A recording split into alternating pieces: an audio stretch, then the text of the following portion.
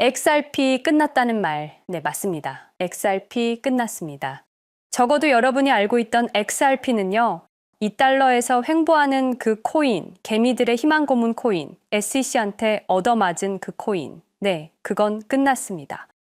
그런데 이상한 일이 벌어지고 있습니다. 월스트리트 최정상급 자산운용사 4곳이 똑같은 시기에 XRP ETF를 냅니다. 16일 연속 돈이 들어옵니다. 10억 달러가 쌓입니다. 시장이 무너진 날에도 8,900만 달러가 유입됩니다. 여러분, 이거 이상하지 않습니까? 월스트리트가 자선 사업을 합니까? 똑똑한 사람들이 바보같이 떨어지는 코인에 10억 달러를 넣습니까? 아닙니다. 그들은 뭔가 알고 있습니다. 여러분이 모르는 걸 알고 있습니다. 제게 제보가 하나 들어왔습니다. 익명의 제보자가 보낸 데이터 한 장, XRP ETF 자금 흐름 분석표였습니다. 거기서 이상한 패턴을 발견했습니다. 비트와이즈 11월 15일 출시, 캐너리 캐피털 11월 17일, 그레이스케일, 프랭클린 템플턴 모두 2주 안에 집중 출시됩니다. 이게 단순한 우연일까요? 16일 연속 순유입, 단 하루도 빠짐없이 시장이 폭락한 12월 1일에도 저는 이 의문을 풀기 위해 파고들기 시작했습니다. 그리고 발견했습니다. 여러분이 XRP에 대해 알고 있던 모든 것, 그건 겉면이었습니다. 진짜 이야기는 20년 전부터 시작됩니다. 이 영상 끝까지 보지 마십시오. 특히 XRP 팔 생각이시라면 절대 보지 마십시오. 왜냐하면 이 영상을 끝까지 보시면 여러분은 팔 수 없게 됩니다. 지금부터 제가 보여드릴 건 3가지입니다.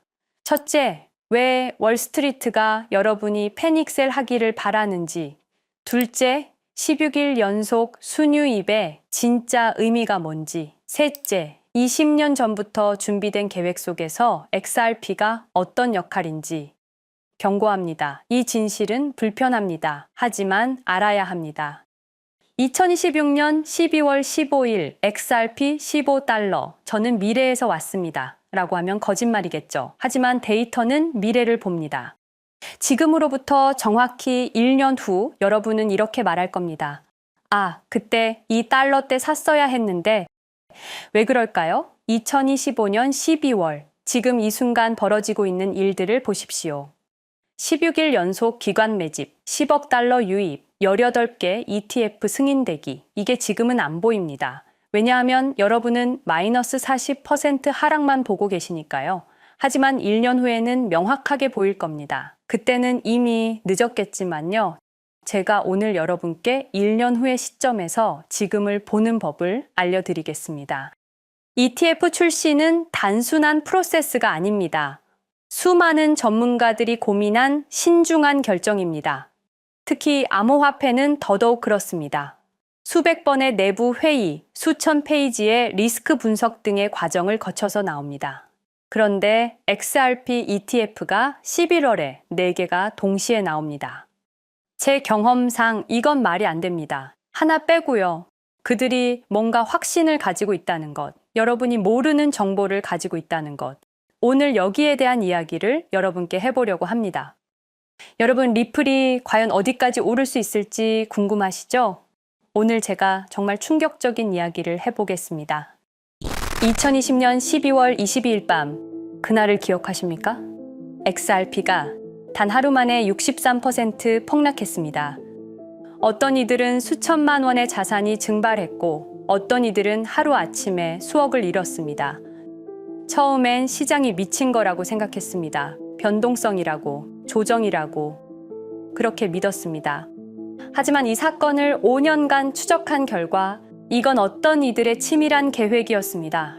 리플 가격은 4년간 철저하게 짓눌려 있었습니다. 그리고 더 충격적인 건 2025년 8월 그 암살자가 다시 나타났다는 겁니다. 이번엔 더 큰 칼을 들고 더 강한 권력을 쥐고 더 야심찬 계획을 가지고 지금부터 제가 5년간 추적한 절대 공개되면 안 될 이야기를 시작하겠습니다.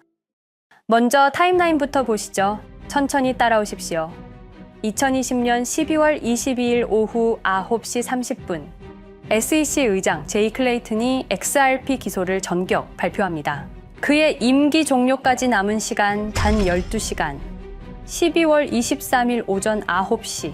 클레이튼 SEC 의장직에서 사임합니다. 여기까지는 그럴 수 있다고 칩시다. 임기 끝나고 퇴임하는 거 이상할 건 없죠.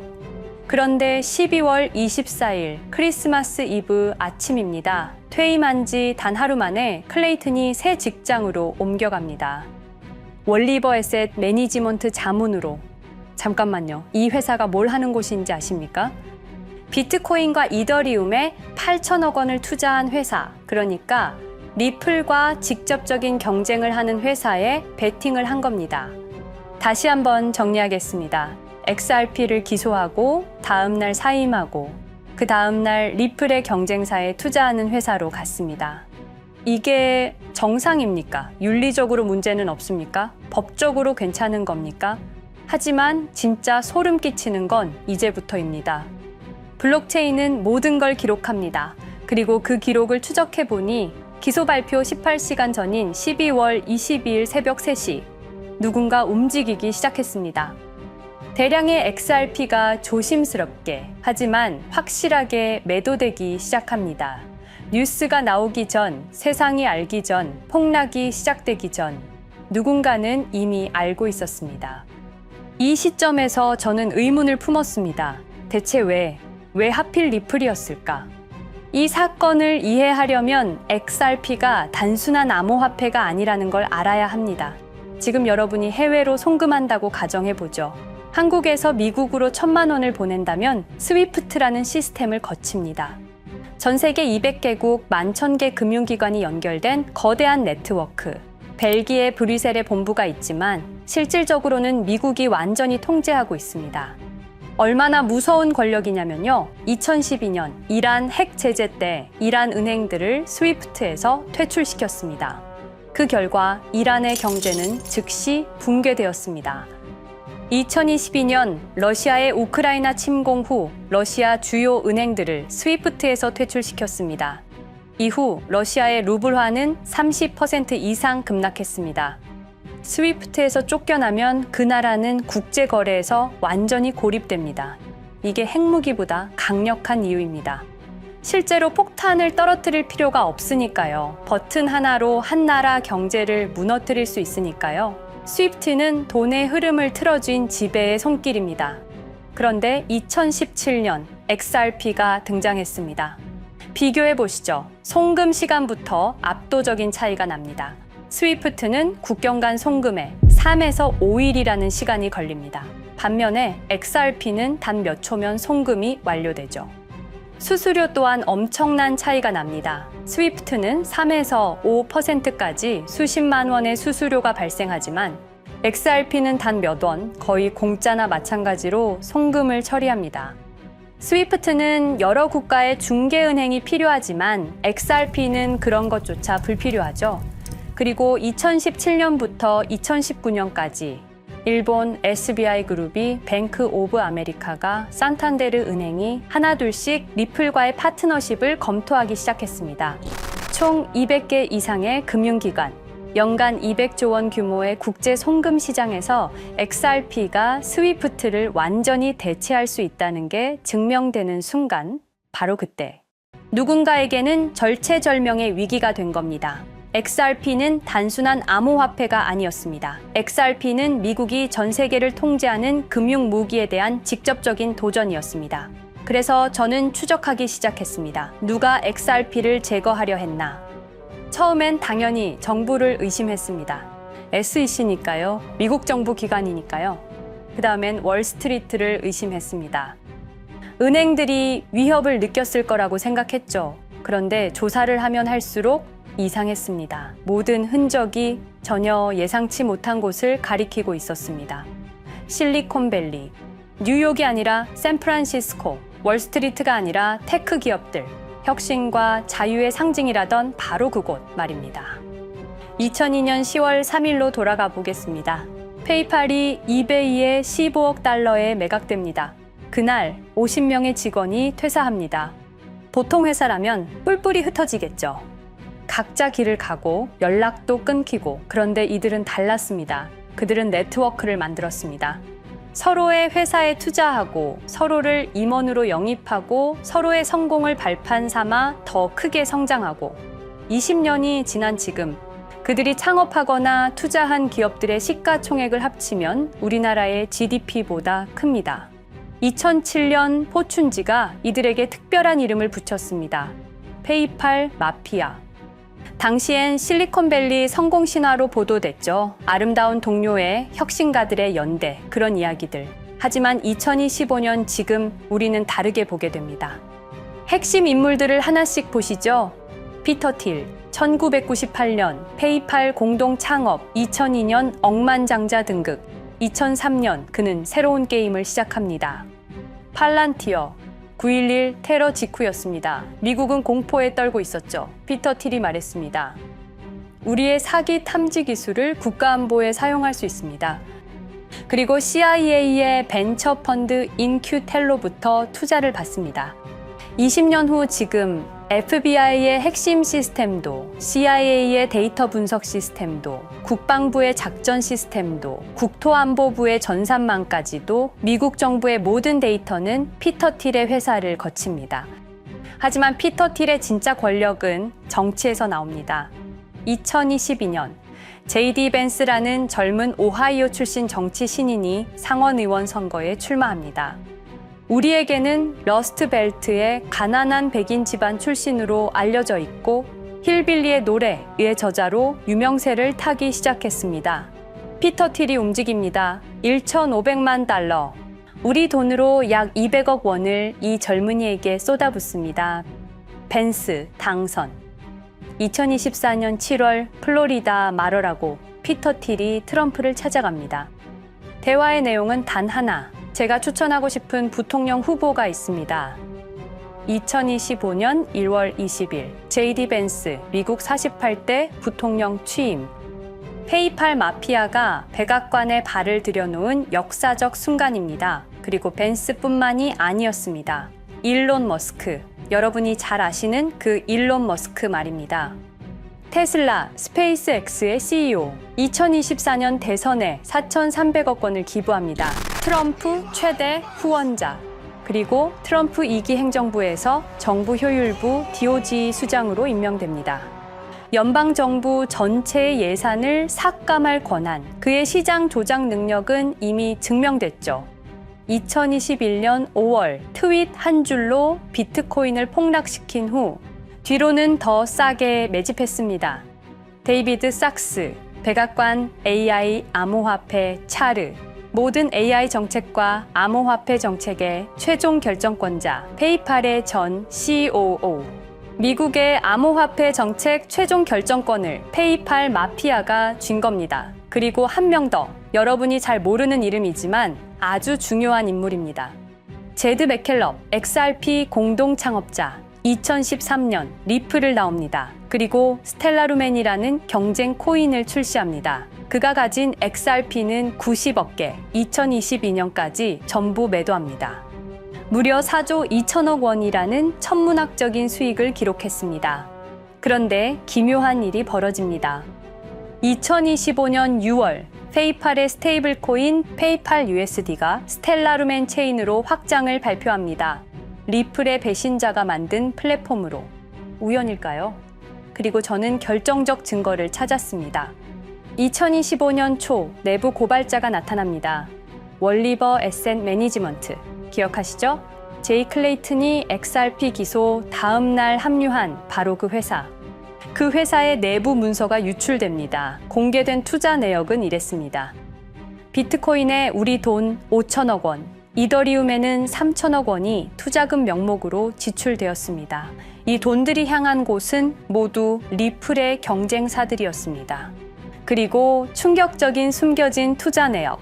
스텔라루멘에는 700억 원을, 팔란티어의 주식에 1조 6천억 원, 금액이 비공개된 투자금은 페이팔의 페이팔 USD로 향했습니다.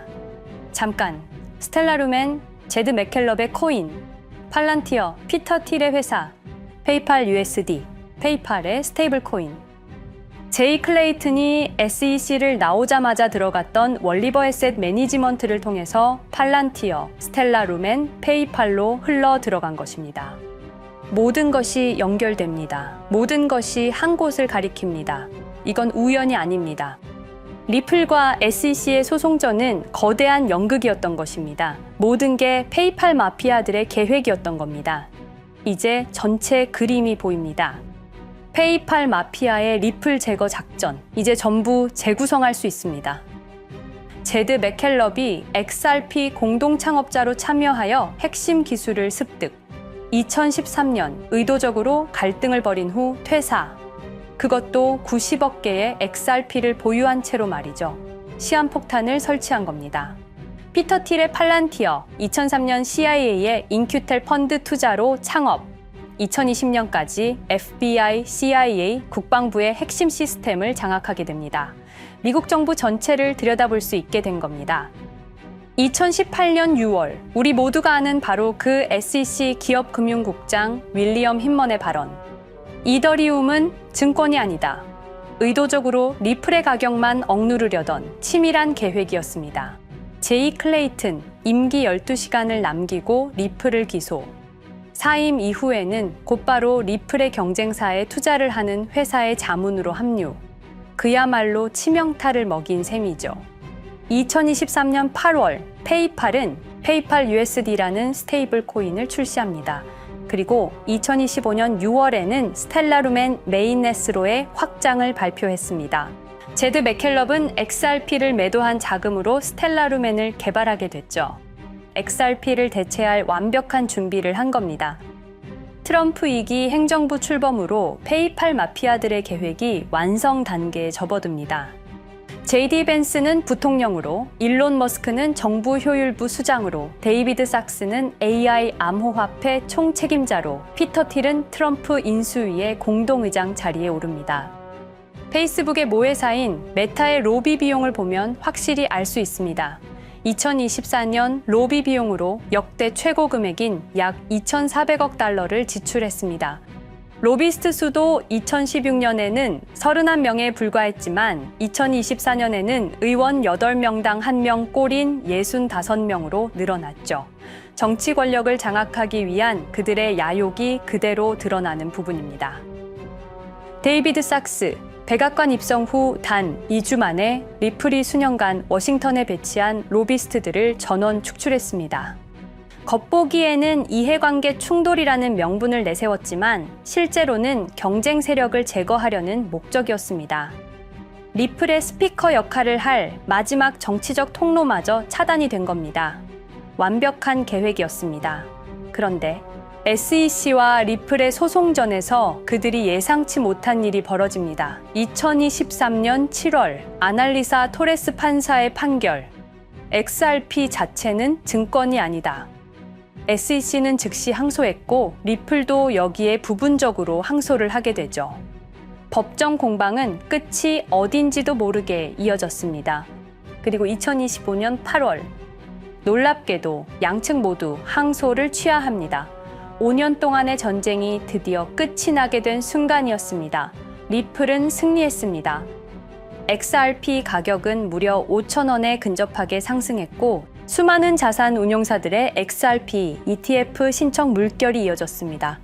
그리고 리플은 히든로드를 12억 5천만 달러의 인수, 리플 프라임이라는 이름으로 새롭게 출범시켰습니다. 스테이블 코인 리플 USD는 출시 1년 만에 시가총액 10억 달러를 돌파하는 기염을 토합니다. 현재 리플의 기업 가치는 400억 달러 이상으로 평가받고 있습니다. XRP는 죽지 않았습니다. 5년 동안 억눌렸던 것이 폭발적으로 성장하기 시작합니다. 투자자들이 돌아오고 은행들이 재접촉하고 파트너십들이 재개되고 우리가 이긴 건가? 정의가 승리한 건가? 아니었습니다. 2025년 8월 18일 XRP 승리 발표 불과 10일 후 뉴스가 터집니다. 제이 클레이튼 맨해튼 연방검사로 정식 임명. 5년 전 XRP를 기소했던 바로 그 사람. 이번엔 연방검사로 돌아왔습니다. 월스트리트의 보안관이라 불리는 미국에서 가장 강력한 검사직.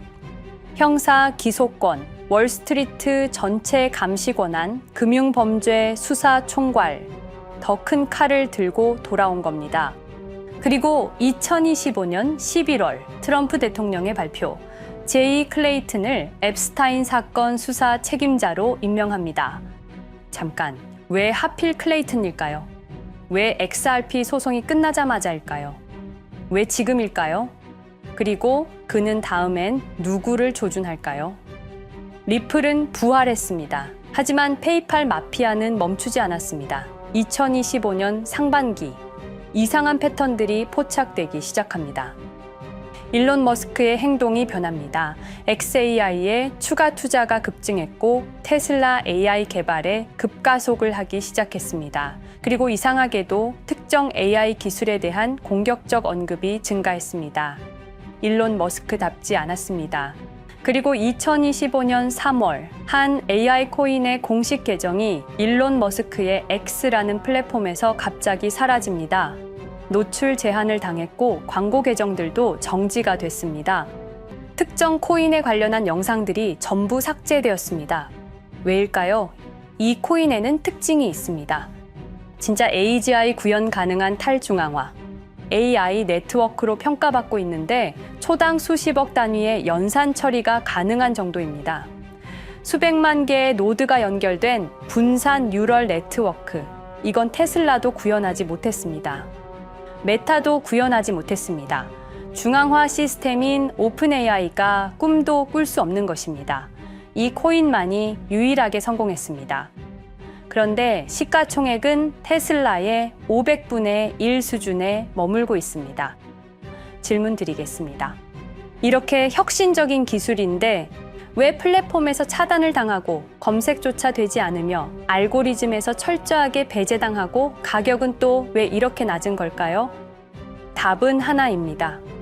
그들이 지금 사고 있기 때문입니다. XRP 때와 똑같은 패턴입니다. 역사는 반복되고 있습니다. 그리고 지금도 머스크와 페이팔 마피아의 자금이 이 코인으로 조용히 흘러 들어가고 있습니다. 가격이 낮은 건 무가치해서가 아닙니다. 리플이 그랬던 것처럼 그들이 움직이고 있기 때문입니다. 저는 이 AI 코인의 정체를 여기 유튜브에서 공개하려 했습니다. 하지만 치명적인 문제가 있습니다. 유튜브, 2005년 페이팔에서 나온 3명의 남자가 만들었습니다. 체드 헐리, 스티브 첸, 자베드 카림. 여러분이 지금 보고 계시는 이 유튜브라는 플랫폼조차도 모두 페이팔 마피아 출신의 감시망 안에 있습니다. 그리고 X는 일론 머스크가 소유하고 있습니다. 페이스북은 피터 틸의 첫 외부 투자로 시작했습니다. 그들은 플랫폼을 소유하고 있습니다. 백악관도, SEC도, FBI, CIA 계약도, 주요 SNS 플랫폼도 모두 그들 손안에 있습니다. 이전에 제가 이 코인을 공개한 영상이 있었습니다. 그러나 그 영상은 바로 삭제됐고 채널도 정지됐습니다. 가이드라인 위반은 전혀 없었습니다. 그냥 사라졌습니다. 불편한 진실이 다뤄질 때마다 이런 일이 반복됐습니다. 하지만 한 가지는 분명합니다. 5년 전 XRP 투자자들은 속수무책이었습니다. 그런데 그들은 포기하지 않고 5년을 버텼습니다. XRP는 부활했고 포기하지 않는 사람들은 큰 수익을 얻었습니다. 그들은 우리가 잊었다고 생각합니다. 그들은 우리가 용서했다고 생각합니다. 그들은 우리가 포기했다고 생각합니다. 역사를 기억하는 자가 역사를 만듭니다. 자, 이제 질문하겠습니다. 역사는 지금 이 순간에도 반복되고 있습니다. 똑같은 패턴으로, 똑같은 방법으로 또다시 당할 수만은 없습니다. 그들에게 리플이 당했던 것과 똑같은 패턴으로 가격이 짓눌리고 있는 이 코인은 리플이 그랬던 것처럼 결국 모든 걸 이겨내고 상승할 수밖에 없을 것입니다. 그들의 계획을 미리 예측해서 우리가 조금이라도 더 빨리 움직인다면 우리는 도지코인, 시바이누를 초기에 매수했던 사람들처럼 상상할 수도 없는 수익을 올릴 수 있을지도 모릅니다. 저는 오늘 이 코인을 여러분께 공개하겠습니다. 단, 유튜브의 스크립트, 작성 기능 때문에 직접적으로 언급할 수는 없습니다. 영상 설명란과 고정 댓글에 있는 링크를 통해 간단한 양식을 작성해 주시는 모든 분들께 이 코인을 알려드리도록 하겠습니다. 선택은 여러분의 몫입니다. 아무것도 하지 않으면 아무 일도 일어나지 않습니다. 행동하십시오. 그러면 여러분의 인생은 바뀌게 될 겁니다. 긴 영상 시청해주셔서 감사드리고 궁금하신 점은 댓글을 통해 말씀 주시면 제가 성심성의껏 답변해 드리도록 하겠습니다. 감사합니다.